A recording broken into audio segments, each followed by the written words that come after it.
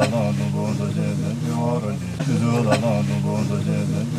everybody. Alan Arnett here with other podcasts on the blog on alanarnett.com. It is Tuesday, July 8th, 2025, and this is going to be another brief update on the Karakoram climbing season. Well, I was going to entitle this episode in the blog on my website that K2 2025 is season in peril, but I decided that was a little bit too pessimistic. But I am concerned about this season, mainly because of the weather and the conditions on all of the mountains. We've already seen it on Nanga Parbat with a lot of rockfall, even though they were people that were successful to summit. We're now seeing it on Broad Peak and on K2. And on K2, teams are actually avoiding doing some of the rotations on the mountain because of the potential rockfall. As you know, I've got a couple of people over there right now that are climbing, and Ryan Mitchell, who's on K2, it ended up that his team, they just completed an acclimatization rotation over on an unnamed peak, an unclimbed peak near K2 base camp, and they got almost to the summit, but conditions were really, really bad, and so they ended up bailing right near the summit. But still, they got pretty high up on the mountain. It served very well for their acclimatization rotation. So they can probably take out one rotation completely and save that risk. So over on Broad Peak, Ryan Kushner, a good friend of mine from here in Colorado, he's been sending me updates through his Garmin InReach, and he's talking about how there's no snow all the way up to Camp 2. On the blog, and I've got it here on the YouTube version of this podcast, I've got a couple of pictures. One is taken by a climber of C2, Camp 2 on Broad Peak, and there's not a smidgen of snow. It's all rock and dirt. And I compared that to a picture that I took in 2006 of basically the same area. And you can see the snow-covered Goodwin Austin Glacier way down below Camp 2 and just Camp 2 intense on top of heavy accumulation of snow. So both these mountains, and haven't heard a lot about Gasherbrum, but right now Summit Karakoram is over there along with Jagged Globe, and they've got the ropes up to Camp 1. They haven't made any real comments yet about the conditions on the mountain, so I'll keep an eye out for that. So anyway, that's kind of where we are. In this podcast, I'm about to bring on Chris Tomer of Tomer Weather Solutions. Chris is doing weather forecasting for many climbers over in the Karakoram this season, including Ryan Kushner. And so you're going to hear him talk about what he sees as the conditions. So let's go ahead and go on to Ryan, and I'll come back and wrap this up. Well, Chris Tomer has joined us. Hello, Chris. How are you today? Good, Alan. How you doing? I'm doing great. Chris Tomer, as most of you know, is works for Weather Nation. He also runs Tomer Weather Solutions and provides weather forecasting to climbers all around the world. And you've got clients in Pakistan this summer. I do, including a mutual friend of ours, Ryan Kushner, who's up on Broad Peak, and he's telling me stories about what's going on up there. It is hot and it's dry. Yeah, I've already talked about Ryan Mitchell and a little bit about Ryan Kushner. It's kind of confusing with two Ryans. Uh, Chris and I are really good friends with Kush, as most of us call him back here in Colorado, and we've all climbed together at different times. But yeah, I'm getting some in-reach messages from Kush as well, talking about that there's no snow all the way as high as Camp 2 on Broad Peak, and there's rockfall all over the place. So is this unusual for Pakistan? Yeah, I took some notes here. I did a little bit of analysis, and yeah, I mean, they are just honestly, I don't see any relief for this. Oh, That's sort of the overarching question. Is this going to yeah. change? I don't think so. Um, Freezing levels right now, Alan, running about 17 to 18,000 feet. Oh, Uh, And I don't see much of a change in that. So, I mean, that puts rain potentially at Camp 1 on Broad Peak, and I hear it did actually rain. Um, and the base camp air temps are in the 40s, even close to 50 degrees. overall, when you look at the mountain, temperatures are running about 10 degrees to 15 degrees above normal. Fahrenheit. Uh, when you look, yeah, Fahrenheit, when you look at the span of temperatures. Um, I see maybe one or two storm systems on the horizon, but they're small. And each day when I'm looking at these, they look drier, drier, and drier. So it's like, there might be a little bit of optimism, but it's not looking even as good as it did 2 days ago. Everything, they're just sitting in the warm side of the jet stream. And I don't think that's going to change for a long time, maybe until the end of the month. So you're talking warmer and drier than normal if that pattern holds. So Pakistan doesn't get impacted. It has monsoons like Nepal and India does, but it doesn't get impacted by the jets or by cyclones in the Bay of Bengal the way that Everest does with the jet stream sitting on top of it. When the cyclones build, it moves it one way or the other. That's absolutely correct. I mean, if you were to look at India, and I did, that's where all the precip is right now. It's in India. The cooler the normal temperatures, the cloud cover, that's all in India, and it's not making it up to Pakistan. Whoa, my gosh.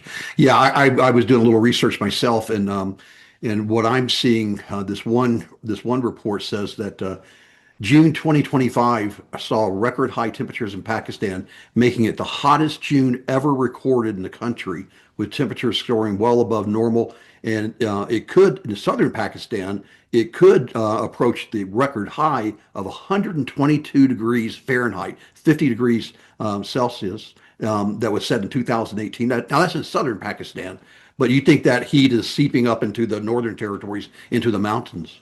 Absolutely. Yeah. So if the jet were further south, it would help to kind of block that heat from making it into the Karakoram. But with the jet north of the range, all that heat's allowed to just flush right into that area. And I mean, the mountains will cool things down naturally because you're Yeah. going higher into the atmosphere, but you can only cool it down so much with Yeah. temperatures like that. What's the rule of thumb for how much difference there is differential between nighttime and daytime? Ooh, that's a good question. Um, Because like here in Colorado is typically about 50 degrees, I'm guessing. Yeah, on a really dry day, you're right. So at base camp, my guess is if it's 40 to 50 degrees during the day, it's probably in the 20s at night. Um, Now up high, I looked at summit temperatures. Summit temps are running about, believe it or not, +8 during the day Fahrenheit on the summit, and then -10 at night. So that's still about a 20-degree differential or so. Yeah. Um, Depends how dry the atmosphere is. Man, they're gonna burn up in those down suits. Yeah, you gotta believe that. I mean, if the sun's out, I mean, you know how hot it is up there if the sun's out. Yeah, when I summited, I mean, I was absolutely sweating in my down suit, and it was probably, I don't know, probably around zero, maybe +5 Fahrenheit. But at base camp, I remember now, granted, this was 10 years ago, 2014, 11 years, but we got to well below zero on a consistent basis, 0 Fahrenheit at base camp on a consistent basis throughout July. Is that right? You remember that specifically? Yeah, yeah. 'Cause That- I remember it being incredibly cold. wow, that is not the case right now at all. Not even close. We were wearing down jackets and heavy gloves in the dining tent, Oh, even with a so-called heater in there. So, that is a remarkable difference. And I mean, I think that really speaks to what we're dealing with right now. I mean, Ryan told me specifically that it did rain at Camp One, and that yeah, fits with data that I'm seeing. yeah. He told me that they got a couple of inches of snow, but then it rained and the temperatures warmed up, and no snow was on the ground within hours. Yeah, and that That's snow tends to serve as glue to hold the rocks in. Sure, yeah, and that's the issue, right? The rock fall, and you had mentioned, and you even talked about this. You saw photographic evidence that there is no snow at Camp Two, which you said you've never even seen that before. No, no. I've got that on this blog post that this podcast is attached to, and it shows Camp Two. And it's a rocky moraine. I mean, and I've got it compared to a picture I took in 2006 from almost that exact same spot. And you could even look down on the Goodwin Austin Glacier and see it's in my picture. It's all white and covered in ice and snow, and there is just peppered with a few spots of white here and there, and that's on the glacier. Yeah. So I guess the question now is, Alan, I mean, what does this mean for the season? What do you think this means? If the pattern really doesn't change, and I don't see big changes, what does that mean? Well, Ryan said that there was a team that attempted the summit a couple of days ago, and they got up to the summit ridge. And I'm really worried about the summit ridge on Broad Peak more than I am K2, because that's a really long exposed ridge. And people have fallen off of that. It's a fairly narrow ridge, and people have fallen off of it onto the Chinese side, never to be found. And if that snow is either really hard, and it's really contradictory too. This is very similar to what we saw in Annapurna earlier this year, is that there was no snow between base camp and Camp One, but then once you got above Camp One, 1.5, two, all of a sudden there was heavy snow. And Kushner said that he got above Camp Two, and I think they tagged something, I don't know, around 7,000 meters or something, maybe a little plus or minus. But he said they ran into heavy, deep snow. Okay. So, I mean, no matter what, it's going to be either rock hard ice, Yeah. or it's going to be really wet, sloppy snow and post holing. It's going to be tough hoeing for whoever goes. Oh, absolutely. Yeah. And did you say that they were actually on K2 acclimatizing on a different peak just to avoid the rockfall? That's correct. That's at least the Madison Mountaineering team is. Okay. This season, I talked about this earlier, but this season has been really odd that there's been very little communications coming out. The cell phone service in the Northern Territories in Pakistan is notorious for being unreliable. So they have to use satellite phones and Iridium systems and all of that, or Thuraya. And if you didn't come equipped with that, because it can be very expensive, it costs thousands of dollars to equip a team with all of that. And Madison typically does it, but most of the information I'm getting is coming through InReach, and they use the Iridium Yeah. system. Same with me. Yeah. No Wi-Fi. It's all been on the Garmin InReach. That's all I'm seeing. You know. And also even the usual suspects of 8K expeditions and Seven Summits treks, they aren't putting out very much information either. So Interesting. yeah, I don't know. It could be as simple as there is no information to put out, that they're just all hanging around waiting for the snow to come, and you're not being very optimistic, Chris. I mean, so what if they get 3, 4, 5, 6 inches of snow? That's not enough, right? I mean, the solar is going to melt that. I mean, that's Yeah, not big enough. it'll evaporate really quickly. Yeah. Yeah, I mean, I almost entitled this blog post "Season in Peril," but I thought that's a little little pessimistic. It is. Let's hope for the best. Yeah, so instead, I think I'm going to call it, is hot, dry, and rockfall. So, which Yeah, the rockfall's the big one. Yeah. are three words that you don't associate with high altitude mountaineering. All right, Chris. Hey, man, thanks for taking the time. Of course, anytime, Alan. And hopefully, our readers and listeners, if you ever need weather service when you're climbing a mountain, Chris Tomer is your man. I appreciate that, Alan. There's a handful of you guys out there, and you're one of the best. So appreciate your expertise, Chris. Thank you, Alan, for having me. Thank you. Thanks a lot, Chris. I'm introducing you as Ryan, but I've got too many Ryans on my brain. But obviously, Chris Tomer. So thanks so much, Chris, for your expertise. We really appreciate it. So there you heard it. Hot temperatures and not a lot of promise for deep, heavy snow coming up in the next couple of weeks.